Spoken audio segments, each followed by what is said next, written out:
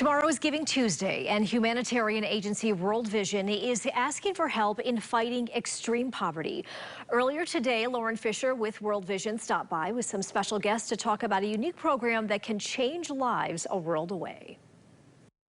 So Lauren is here now with World Vision. Great to see you. So good to see you, to be back here. So you brought along some little friends. Tell us about them. Yeah. So we have some goats here. We have Dot and Dottie. We have Jennifer, the donkey, and over here Precious, because her face is just precious. Yeah. And of course we know that they are adorable, and it's really fun to have the animals, but really the key is gifting these animals to help people out of poverty. That's right. So it's all about giving back, and Giving Tuesday is tomorrow, a traditional day for giving back. And I work with World Vision. They're a Christian humanitarian organization. We work in 100 countries. And we do things like these animals in our gift catalog. You know, you have the Amazon catalog that comes to the door. We're all used to the Sears catalog. But it's 100 items that all give back in all kinds of different ways. Everything from a bicycle for a girl to get to school, to animals like this that really provide livelihoods for people in need. Right. And how do they do that too? Because it goes beyond just a one-time gift, because they can have, I know you have chickens and cows are also in the catalog too, so that is really providing a source of income. That's right, and I've traveled all over with World Vision and just seen lives change. You know, example for the goats, they provide 16 cups of milk a day. Okay. So you think about, for the average person, it's healthy, nutritious food for their children, but then they can sell that. They can make cheese, they can make yogurt.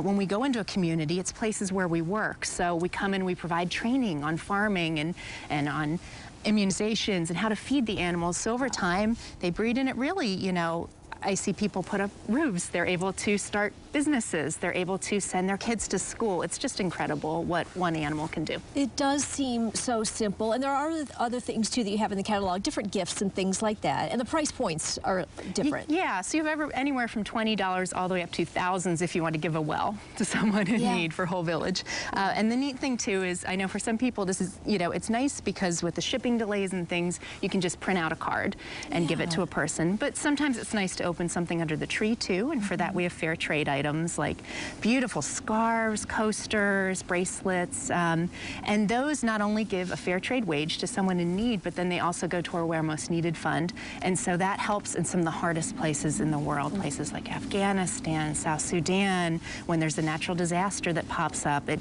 gives to those places of immediate need. And this extreme poverty really is the most we've seen.